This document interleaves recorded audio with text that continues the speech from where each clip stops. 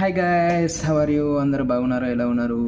Okay, ఈరోజు వచ్చేసి నేను ఒక చిన్న టాస్క్ ఇస్తున్నాను మీకు. ఏం లేదు, నా ఛానల్ అయితే సబ్స్క్రైబ్ చేసుకొని ఫాలో అవ్వండి.